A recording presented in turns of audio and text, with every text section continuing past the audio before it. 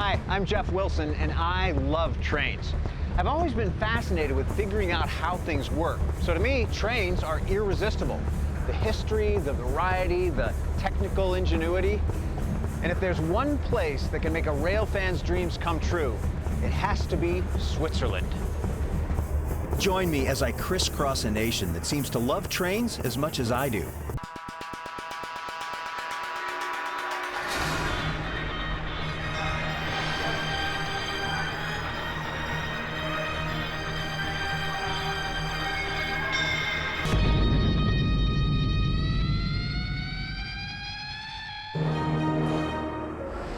Why do people love trains? Is it the adrenaline rush of big machines surging against probability up a mountainside? Is it the thrill of exploration, the way they can slice through remote areas, giving us up-close views of inaccessible landscapes? Maybe it's the nostalgia, the echoes of a time gone by when trains were the lifeblood of everyday people and the station the center of every town. Or maybe we love trains because they're just plain fun. As an author and host of home improvement TV shows, I've had lots of adventures traveling across the U.S. Now I'm looking for even more adventure around the world. And I can think of no better way to travel than by train. Staking out the center of Europe and chiseled in high relief by the Alp mountain range, Switzerland seems to have it all. Sophisticated cities and welcoming villages, glacial summits and flower-strewn meadows straight from the pages of Heidi. With more than 16,000 miles of track, this country takes pride in a rail system that's the most concentrated in Europe. The Swiss ride trains more than any other group of people. Top that off with clean, efficient cars that are rarely delayed, and you've got a ticket to ride. Each year, this superbly integrated network carries more than 350 million travelers to work, play, and marvel at Switzerland's infinite natural wonders. Modern trains are the mainstay of Swiss transportation, but I'm primed for maximum adventure, so I'm going to hunt out a whole range of transport options. Everything from pioneering cogwheels to death-defying cable cars to historic train and steamboat connections.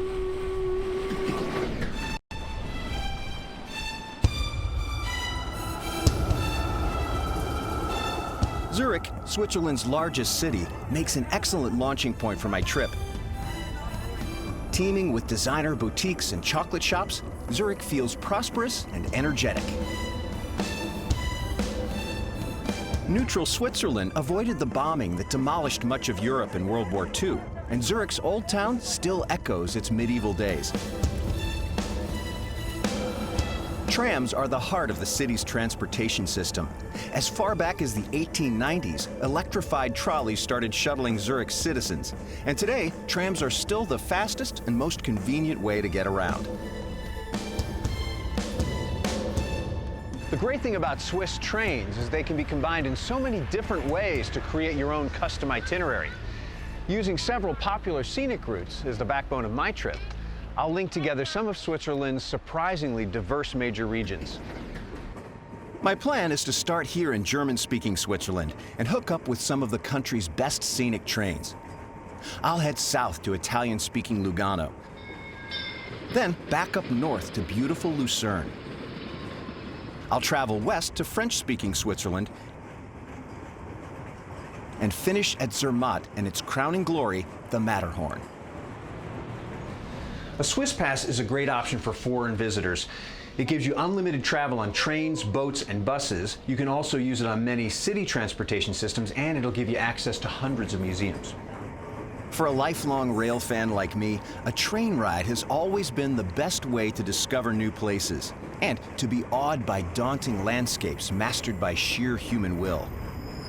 You know, when I was a kid, my dad and I built a model train set in our garage, complete with tunnels and bridges. So when I became a builder and remodeler, I came to appreciate the workmanship and the sheer inventiveness of a well-designed railway.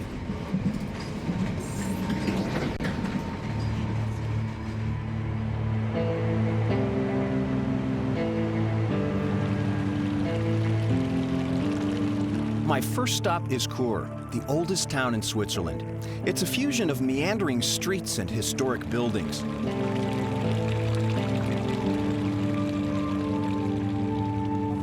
The Chur rail station is the terminus of several major national lines and a main stop on the Rhaetian Railway, which operates the country's famous Albula-Bernina line. Several different trains run along the Albula-Bernina line. I'm on what some would consider the most famous, the Glacier Express. The full Glacier Express ride traverses 180 miles across Switzerland to Zermatt. But I'm taking just the first leg, from Chur to St. Moritz.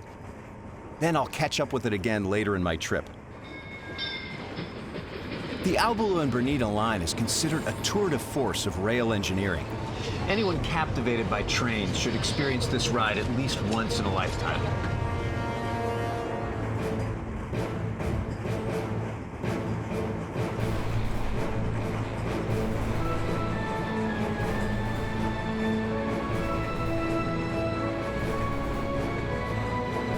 First opened in 1904, the line took only 5 years to construct. It triumphs over an abundance of natural obstacles, negotiating 9 viaducts and passing through 7 tunnels. Steep ravines and gorges are spanned with confidence by impossible-seeming bridges.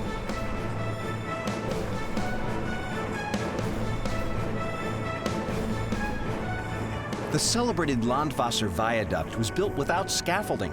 Its iron underpinnings plunged deep into the earth, while cranes set bricks in a robust facade.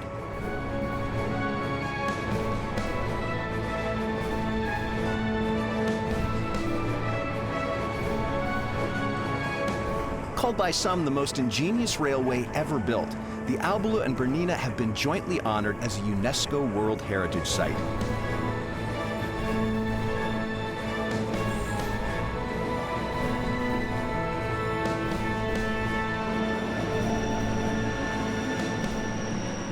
In the small town of Bergun, I discovered the Bahn Museum and learned more about the determination that went into the rail construction.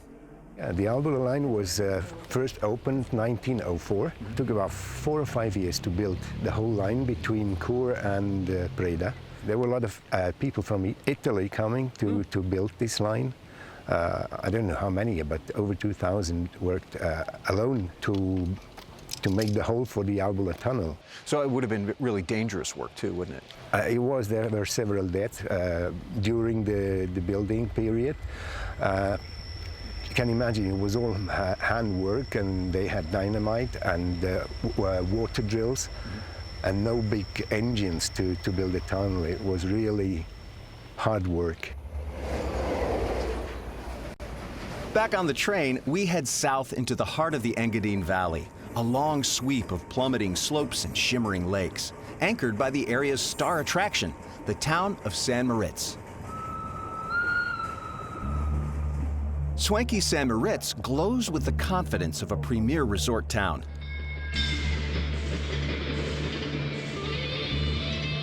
Some call this the birthplace of Swiss tourism. In the 16th century, a German doctor hailed the waters here as the best in all of Europe. And from that point on, people flocked from around the world to this mountain retreat. In the summer, it has a laid-back feel as carefree shoppers troll the streets in search of the latest fashions.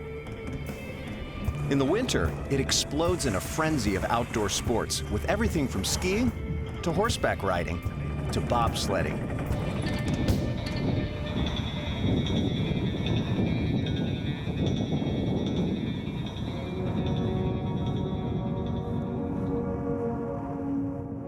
In the distance, the sound of Alp horns, the favorite instrument of Swiss mountain dwellers, keeps locals grounded in tradition.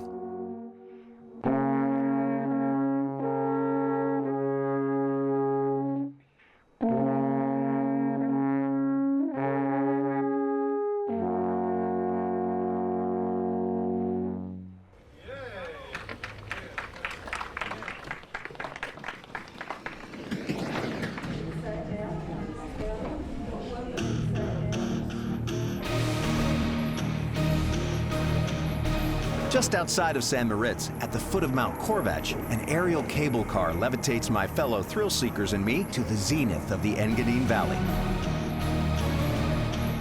Aerial cable cars are a type of lift that use 1 or 2 stationary cables for support, while a third moving cable provides propulsion. This 15-minute ride takes you to the highest point accessible by cable car in the valley. At 10,000 feet above sea level, alpine houses are dwarfed down below.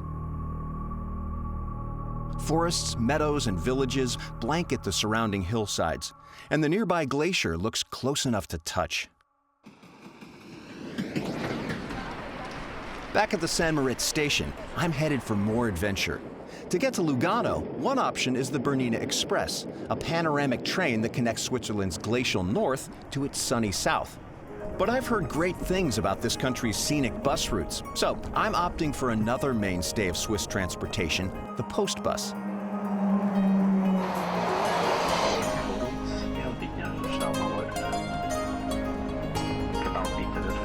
I'm told that these buses trace their routes to the days when stagecoaches carried mail across mountain passes.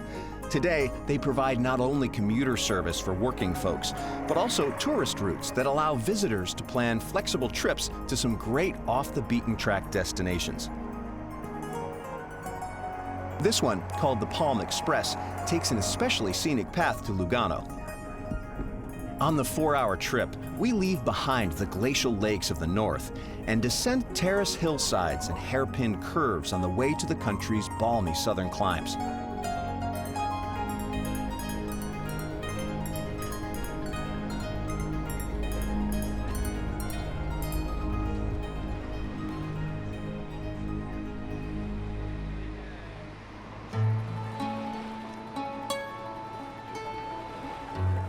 Feeling more Mediterranean than alpine, Lugano is the perfect blend of Swiss poise and Italian passion. It seems to exude graceful sophistication. Bathed by a temperate microclimate, Lugano's tree-lined boulevards and holiday resorts curve around a crystalline lake capped by dramatic mountain views.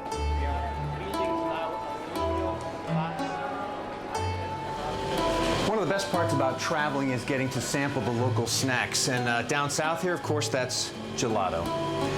Una chocolate, per favor? It seems there are train lovers the world around. In the nearby town of Mendrisio, I visit with fellow rail fan Marco Nemes. He's president of the San Gottardo Club, a volunteer group that's dedicated to restoring historic trains. This looks, I mean, it looks like an enormous amount of work. The problem is of these machines, you cannot go to a shop and buy a replacement piece. So everything you take out, you have to do it again with on the factory. You have to do every piece new and Make it yourself. Yeah, make yourself. Yeah. Marco explains why he's so dedicated to this work. It's history. Yeah. That's history. That's what can you say? It's so that people see how it was at the beginning of the century, how they work and how solution they had to solve some problems. And I can tell you they are very, very good sometimes. Sometimes you say, wow, that's what a good idea. It looks complex, but I know it's a fairly simple system, right? You burn coal to create steam. Yeah. And, we heat them up. It's like a coffee machine. So and then it's traps. It has to go somewhere. He goes up there. Then in this part here, here is all the steam goes up there, and there is the valve he takes and comes down to the cylinders.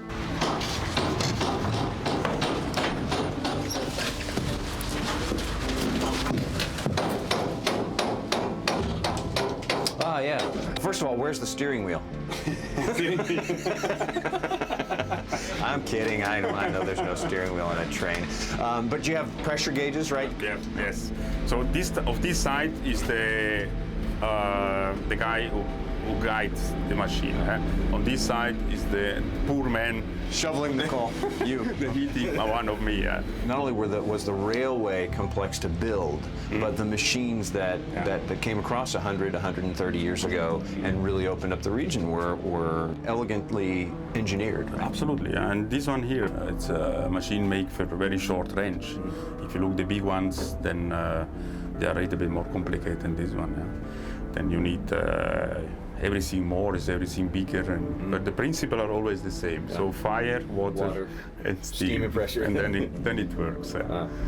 That's beautiful.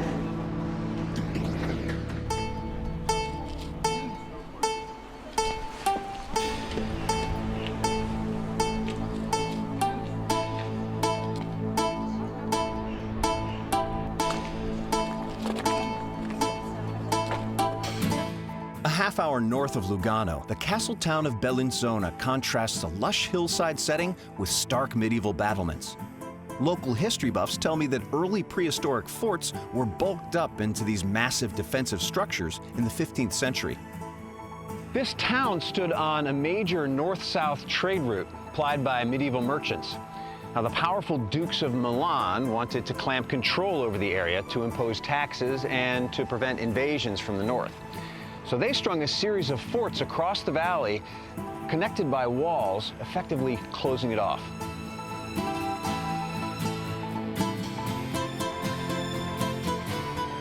If they want to come through, they're going to have some trouble. The town's 3 castles have been a UNESCO World Heritage Site since 2000. Castle Grande, high on the terraced hilltop, lords over the valley. Connected to it by ramparts is the Montebello Castle. And the stalwart Sasso Corbaro, built in 1479, sits alone on an outcropping facing the other 2.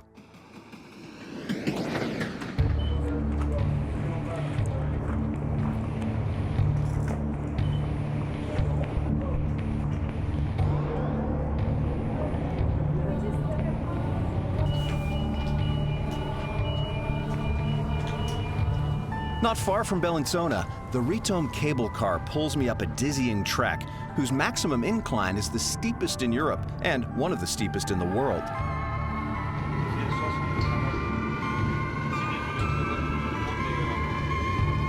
The track is long, about the length of 14 football fields. The cable car was originally built about 100 years ago to help in the construction of a pipeline that carries water down from Lake Ritom, which sits on the mountainside high above the valley floor.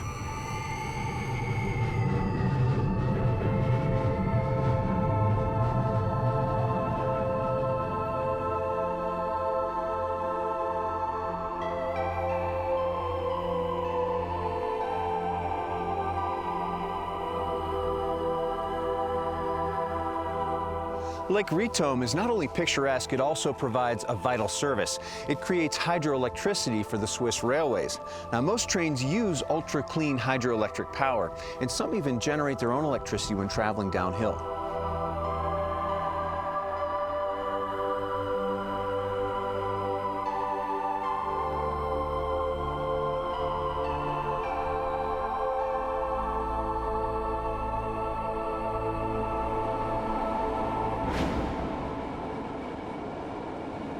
How much of the railway's power is renewable energy? At the moment, this year is 83% renewable energy, and our project for the SBB, the Swiss Railways, will be till the 2025.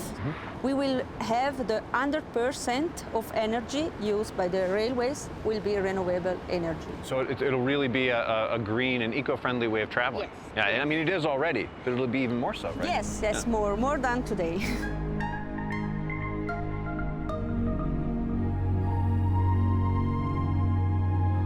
Switzerland has earned the world's respect with its forward-thinking policies on the environment.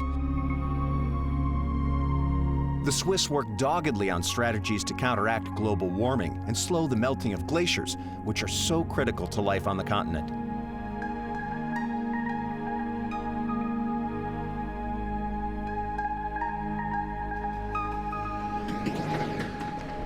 Back in Bellinzona, it's time to board the William Tell Express, a train and boat connection that carries visitors between two of Switzerland's most scenic areas, the warm Italianate south and the Germanic central region. The train portion of the journey is less than 2 hours and is a portal to some great historic sites.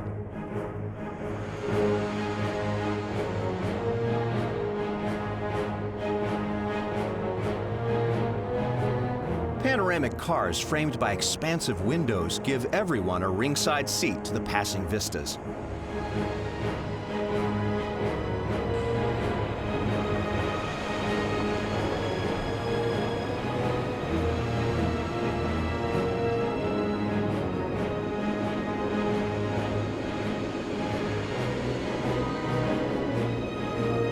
You gotta admit, trains have a lot of advantages over cars. You can get up, walk around, and stretch your legs. You can relax, read, even nap. But with scenery like this, you won't want to sleep.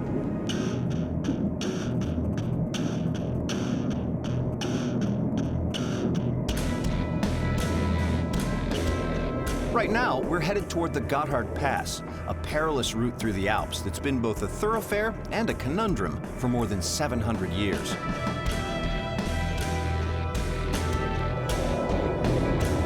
Over the centuries, humans have tried many different ways to cross the intractable barrier of the Alps. Roads, tunnels, and even a bedeviled bridge. In the 13th century, locals strung a wooden bridge over the surging Reuss River, a task so difficult they had to make a pact with the devil to complete it. Satan's price was ownership of the first soul who crossed it. But the villagers tricked him by sending a goat for the inaugural passage. Ever since then, any accidents here have been attributed to Old Nick seeking his revenge. This train churns through the 9.5-mile-long Gotthard Tunnel, drilling deep into the murkiness of the mountainside. First opened in 1882, this tunnel exacted a steep toll. The lives of around 200 workers were lost.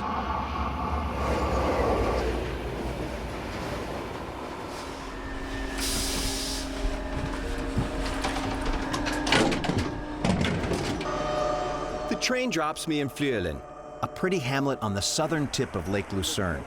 This town has always been a crucial stop on the trade route from south to north, affording water access to Switzerland's larger cities. Today, it's the boarding point for a historic paddle wheel steamer, the boat portion of the William Tell Express. Hello. Ah, okay. Your jobs, huh? Okay. The boat. Merci. Hello. Hello. Fits now.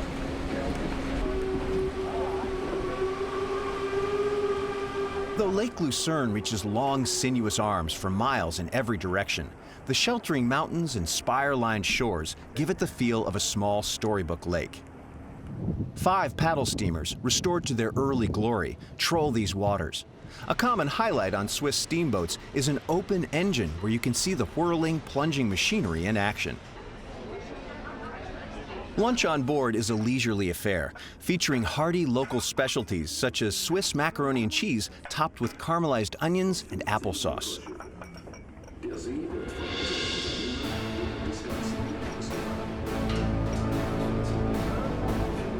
We're traveling through a region that's considered the birthplace of Swiss democracy.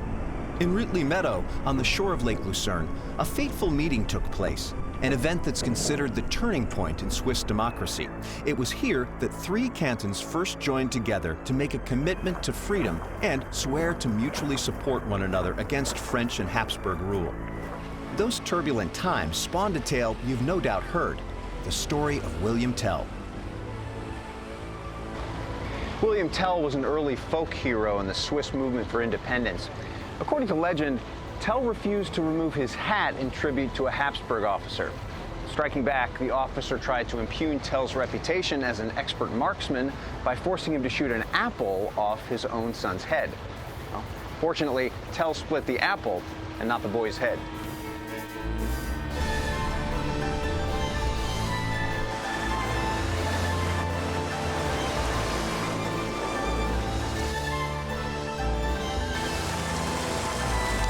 Our boat makes a stop in Witznau, a 1,000-year-old town hugging the shore of Lake Lucerne. and home to a bit of rail history.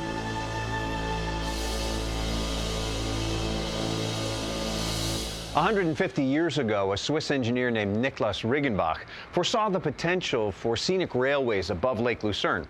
So he patented a special cogwheel system that would allow trains to ascend steep inclines.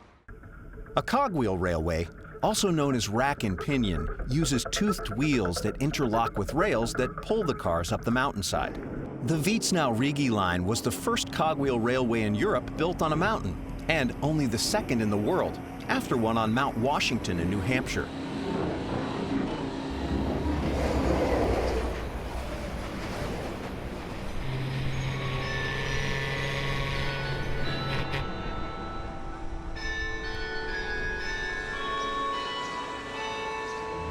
Lucerne. The name alone evokes a certain sense of old-world elegance. It's the most populous city in central Switzerland and the nexus of transportation for the region. A few hundred years ago, when it was the custom for well-to-do British travelers to take a grand tour of Europe, Lucerne became one of the newly discovered hotspots. Writers and painters such as Lord Byron, Percy Shelley, and Joseph Turner raved about the area's natural beauty and what they described as its simple authenticity. Lucerne soon became a must-see on the tour circuit. Visitors ambled Chapel Bridge past the tower that surges staunchly from the waterfront. This time-worn wooden crossway was first built in 1333 to link the old town on one side of the river to the newer town on the other. It's the oldest truss bridge of its kind in the world, though sadly, a fire raged here in 1993, forcing extensive renovations.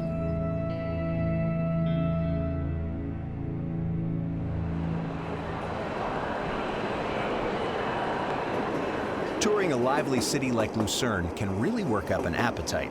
Hey, what's good? Sausage vendors, the Swiss version of hot dog stands, are especially popular here in the German-speaking part of the country. Mustard. Bis 6 Francs. Thank you. Danke. Danke. Gute Merci. Dankeschön. Merci.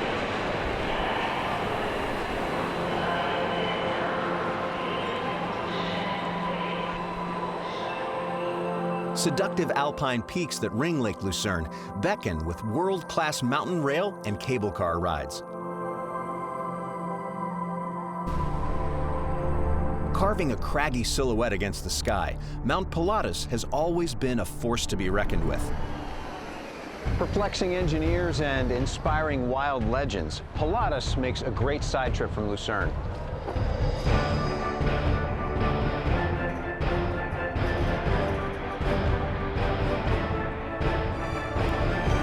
Another cogwheel train, this one the steepest in the world, shoulders adventurous souls up the slopes of this nearly 7,000-foot summit.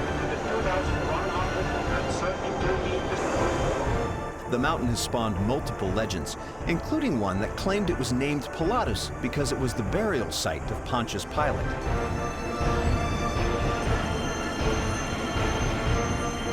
In fact, up until the 1600s, locals were forbidden to climb the mountain for fear the old Romans' restless ghost would retaliate for the intrusion by conjuring thunderstorms.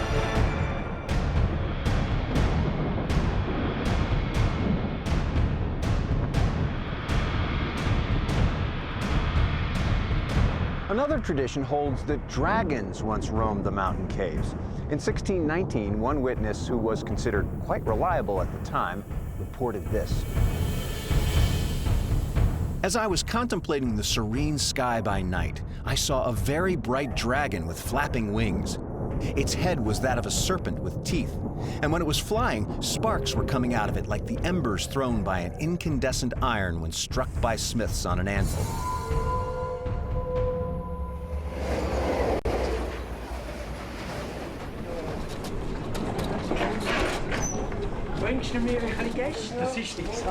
The original funicular that ferried riders up nearby Mount Stanzerhorn was built in 1893.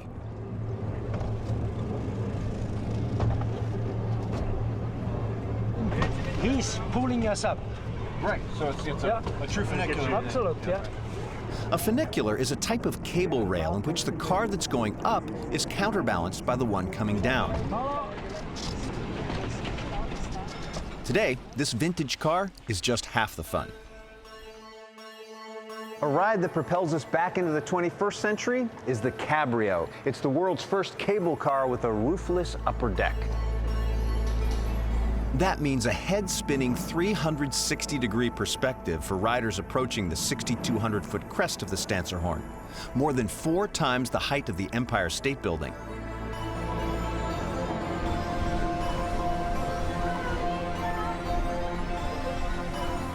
Relying on what's considered the latest in cable car design, the Cabrio slides along 2 side-mounted support cables.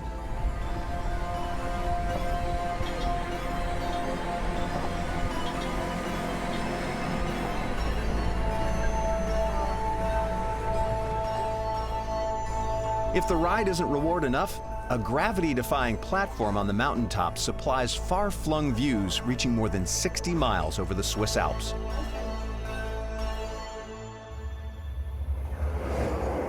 A railway journey through Switzerland wouldn't be complete without a trip to the Transportation Museum. This great tribute to transport is the most visited museum in Switzerland.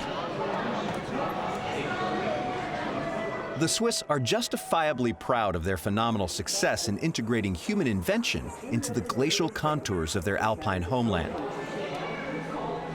The earliest railways, built in the 19th century, were a revolution in transportation that opened Switzerland's previously inaccessible landscapes to scores of travelers. The Swiss soon found themselves playing host to visitors from around the globe. This collection of more than 3,000 objects, including countless interactive displays and simulators, is Europe's largest exhibit celebrating mobility and transportation.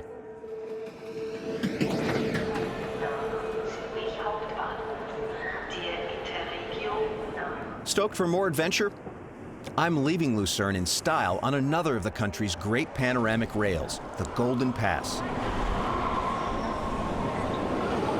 Cutting a swath through central Switzerland, the Golden Pass takes me first to the Bernese Oberland region and the resort haven of Interlaken. Then on to Montreux and the shores of Lake Geneva.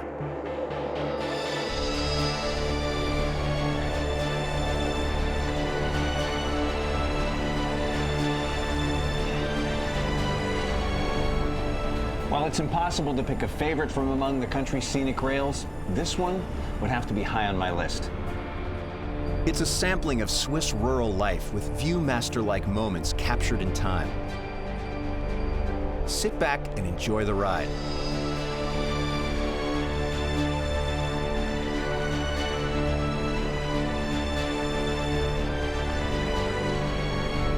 There are spans of farmland specked with roaming cows. Then a rush of forest streaked by fast-flowing streams. Finally, the ascent to the daunting Bruneck Pass. Sir Arthur Conan Doyle was both appalled and inspired by the palpable danger of these alpine hurdles. It was near here at Reichenbach Falls where he decided to kill off his beloved character, Sherlock Holmes.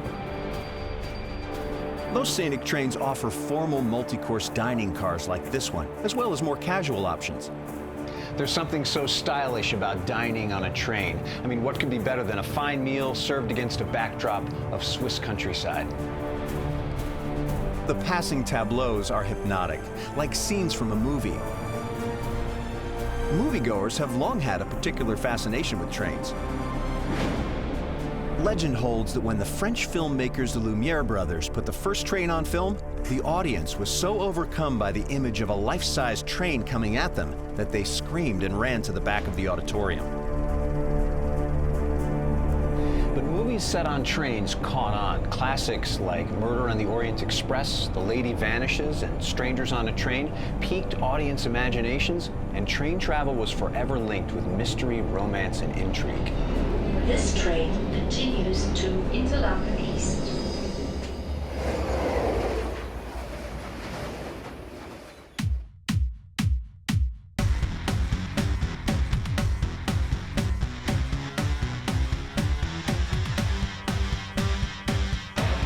Adventure capital of Switzerland, Interlaken is a place of superlatives. On the doorstep of the highest mountains in Europe and reigning over crystal blue lakes, Interlaken is a magnet for adventure seekers from around the world. Along with an embarrassment of scenic riches, Interlaken's central location makes it the ideal base point for exploring nearly any corner of Switzerland. Outdoor activities abound in every flavor and fitness level.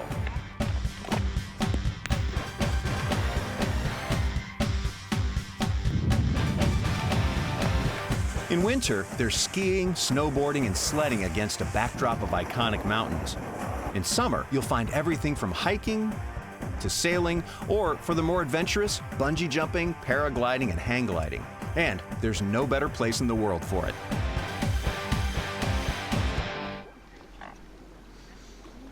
Viewed from above, it's easy to see how Interlaken, which means between two lakes, got its name. Larger Lake Thun is to the west, Lake Brienz is to the east, and Interlaken is right in the middle. And with these two handy and inviting lakes, it would be a crime not to get out on the water. Ladies and gentlemen, welcome to aboard on the Pennsylvania Lynchburg, and we're here for the journey. The Leuchberg, a century-old steamboat, patrols Lake Brienz with aged dignity. When it was built in 1914, the ship was intended primarily for tourism, but also contributed its fair share of labor, hauling workers and merchandise from shore to shore. Today, it's been painstakingly restored to bring back the feel of those early days.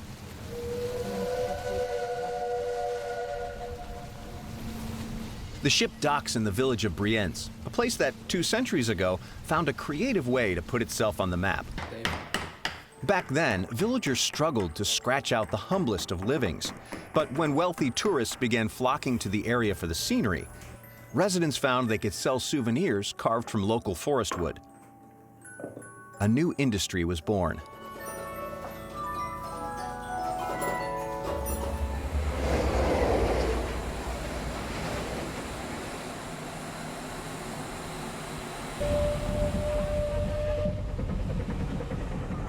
The Brienz-Rothorn Railway, built in 1892, is Switzerland's oldest steam cog train.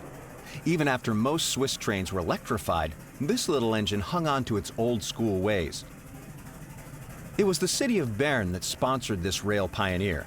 Back in the day, the people of Bern saw the success Lucerne was having bringing in tourists, and they wanted to pull some of that action further west.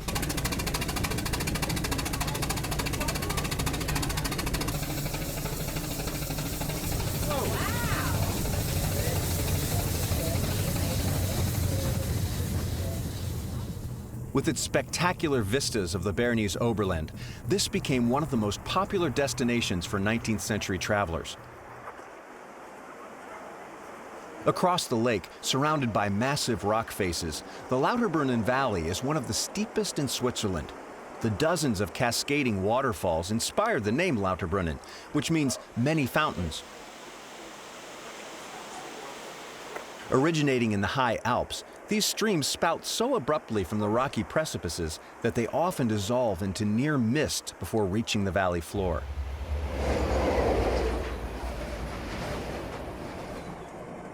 My next stop would have to be a high point on any traveler's list, the Great Jungfrau Mountain. Ladies and gentlemen, welcome aboard. The journey to Kleine Scheidegg will take about 50 minutes. From Lauterbrunnen, you catch a cogwheel train to the station at Kleine Scheidegg. From there, you board the Jungfrau Railway, the highest train in Europe. The train climbs over 4,500 feet as it chugs more than 6 miles up the mountain. Much of the ride is through a tunnel bored into solid alpine rock.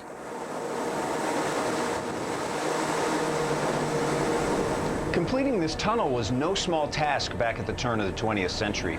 Hundreds of laborers worked round the clock, and several men died on the job.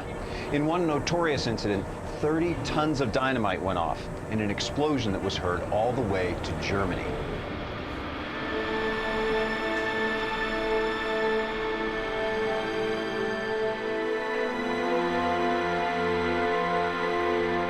Once at the top, all hardships are forgotten as one of the most amazing views in Europe opens out before you.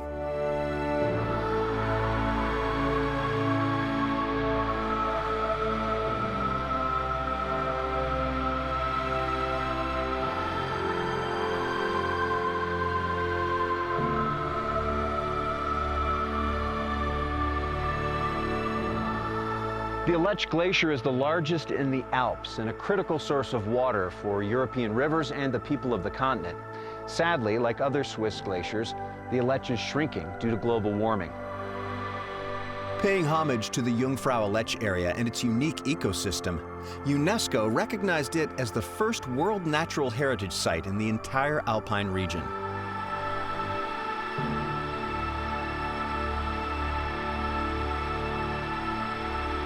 Stifle your fear of heights and climb this steep stairway for a unique view at the glacier. Are you guys ready?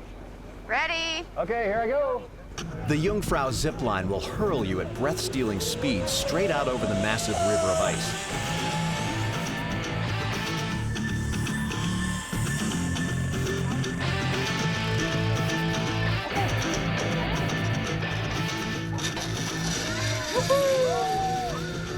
This is one form of transportation that's sure to get your heart pounding and give you an entirely new perspective on life.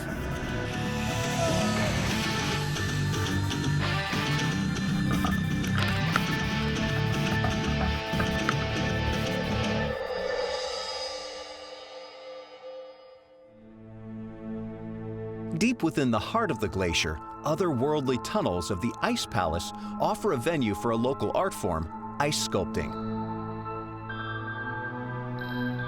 Lifelike animals glow in blue stillness.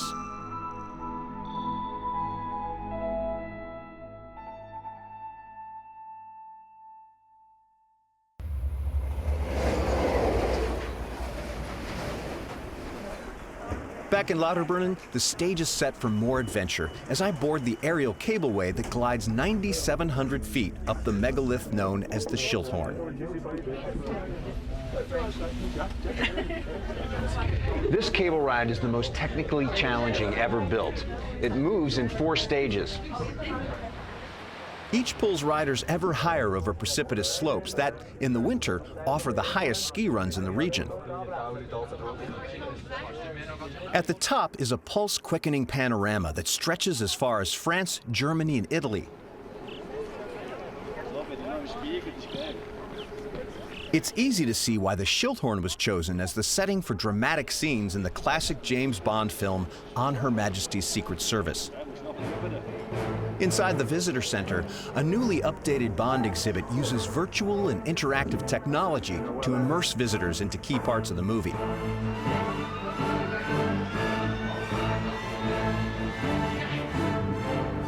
The helicopter simulator lets you try to navigate a landing on a high mountain ridge. Or you can duck and weave as Bond did, hurtling down one of Switzerland's notoriously dangerous bobsleigh runs. This is a bit faster than the Swiss train system.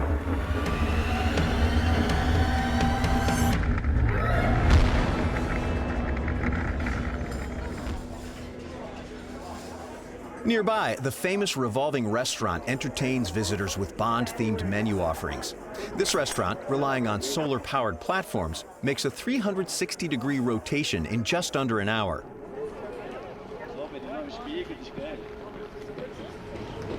Leaving Interlaken, the Golden Pass delivers me to my next destination, Lake Geneva and the city of Montreux.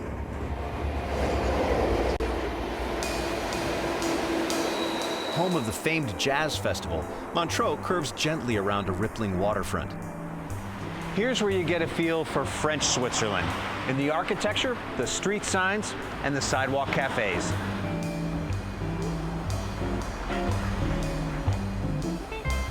Neighborhood bakeries serve up a decadent array of cookies, rolls, and pastries. Bonjour. This all looks very good. Do you speak English? Yes, I do. What do you recommend? I would recommend chocolate croissant. Sounds good. Okay, one of those. S'il vous plaît. The region's main resort area, Montreux made its mark as a hip hideaway for artists, writers, expatriates, and musicians. It became a second home to Freddie Mercury, who wrote and recorded his last songs here.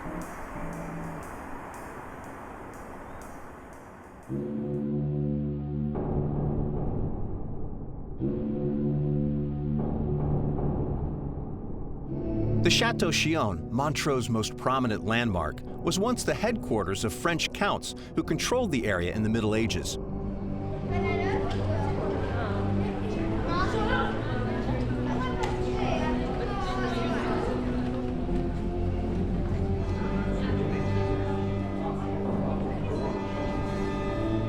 Lord Byron, moved by the legend of a young local imprisoned here, penned his famous poem, The Prisoner of Shilhorn.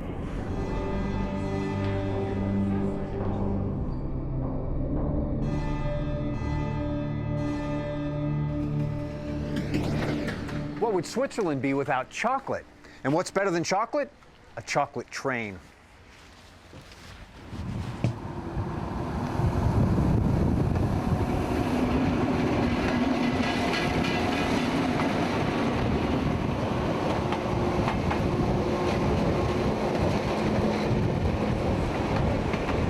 The train that travels from Montreux to the town of Gruyère isn't actually made of chocolate, but it does take you to some pretty tasty places. The elegant first-class carriage, complete with fresh croissants and coffee, harkens back to the days when travel was a gracious, leisurely affair. The village of Gruyère seems like a page torn from the Middle Ages. Cobbled streets and flower boxes frame a storybook setting.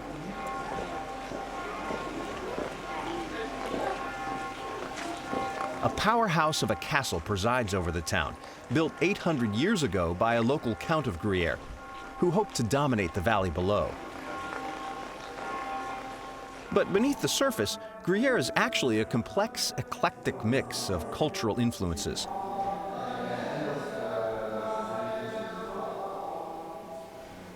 The Christian Chapel of St. Joseph has been adapted into the Tibet Museum, featuring a collection of Buddhist art from the Himalayas, a stunning blend of East and West.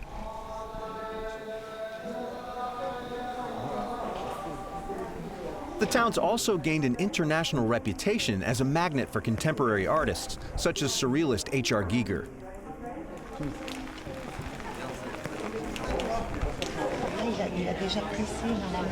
But it's no surprise that the real specialty here is cheese. At the House of Gruyère, you can delve into the intricacies of gourmet cheese making and watch as enormous kettles holding thousands of gallons of milk are eventually transformed into endless racks of cheese wheels. So Guillaume, we've come to the birthplace, the home of true Gruyère cheese. Tell us what makes Gruyère so special. So the Gruyère is a very old tradition here in the region. The cheese making is a very old tradition. We make it since a very long time, so more than 1,000 years ago. But the name Gruyère we have the Gruyère name since the 17th century. Guillaume says it's the healthy lifestyle of their cows, feasting on fresh grass and mountain flowers, that's the secret to their trademark cheese. Our cows are really like cared. They all the time outside. Most of the summer they are feeded in the mountains, so they almost only eat the natural grass, so they not feed with other ingredients, and that makes something very important because we get a very good milk quality with this process of milking. So Gruyère is aged in different ways. So there's a young cheese, like a 6-month here. This is an 8-month cheese, and this is a 10-month cheese. And the flavors get more complex as they age. So the 6-month cheese is a bit milder. You can taste all that grass and those flowers. And then the 8-month has a slightly deeper, creamier texture. And the 10-month gets a little bit drier. And a very deep, more complex flavor. Excellent cheese. I'm going to keep this for myself. Thank you. The best way to warm up on a rainy afternoon is with a lunch of authentic fondue. This Swiss tradition, which involves dipping bread into a communal pot of simmering cheese and wine, comes from the French word for melt and has been a favorite indulgence here for at least 300 years.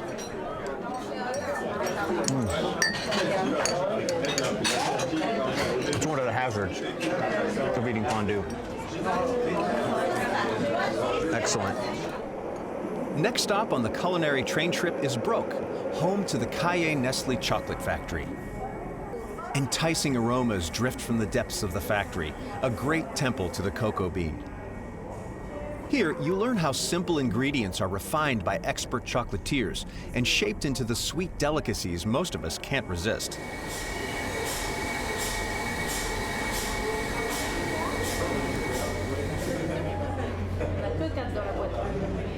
The Swiss have always prided themselves on the quality of their chocolate, and the tasting room here is like a childhood dream come true.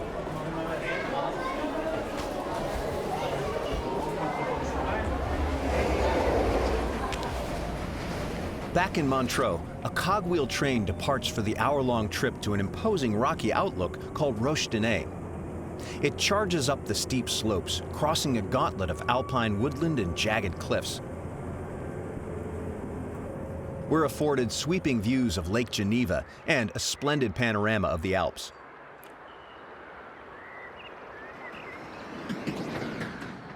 For the final leg of my journey, I changed trains in the town of Visp to rejoin the Glacier Express. From here, I traveled to Zermatt and on to the Matterhorn.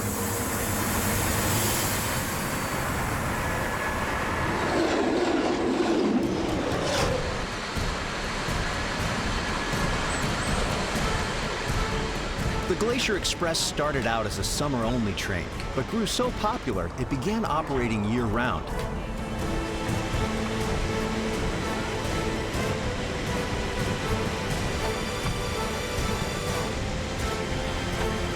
If you were to take the entire trip from St. Moritz to Zermatt, it would take about 7.5 hours, navigating dozens of tunnels, hundreds of bridges, and some of the most beautiful landscape in Europe.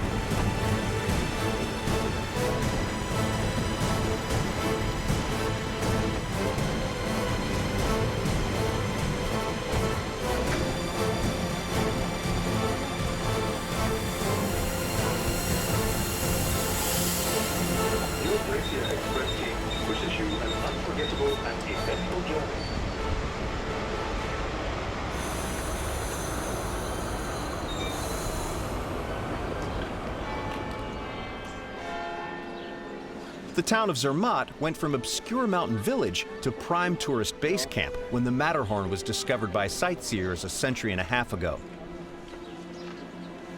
It's welcoming and walker-friendly since, like a number of Swiss towns, it's car-free.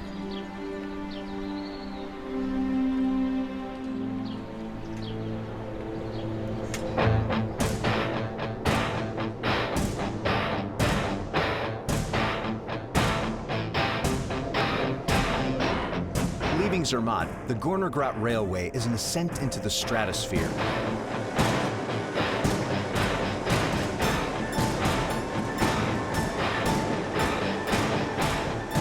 After the Jungfrau, this is the second highest railway in Europe and the highest that's open air. Work started on this cogwheel rail back in 1896 and took just 2 years to complete. As the cars scale the stony incline, civilization seems to drop away, and you get closer and closer to that icon of the Alps, the Matterhorn.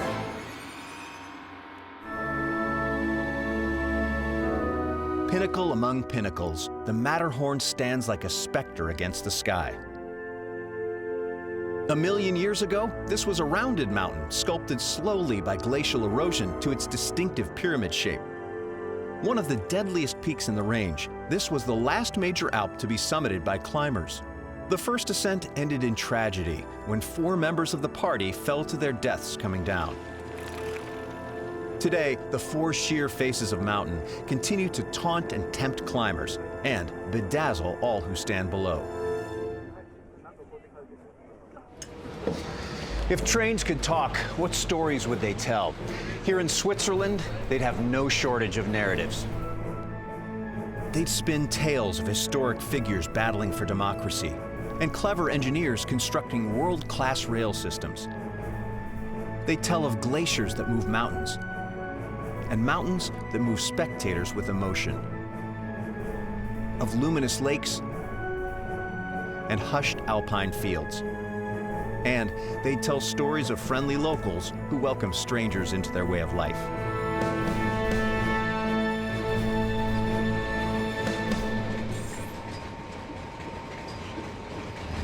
Didn't a wise person once say that life should be about the journey, Well, maybe that's what makes train travel so satisfying. There's nothing like a train trip through an astonishing country like Switzerland to immerse you in new experiences, to give you time to ponder the larger world around you, and ultimately, to savor the ride. I'm Jeff Wilson. Thanks for joining me.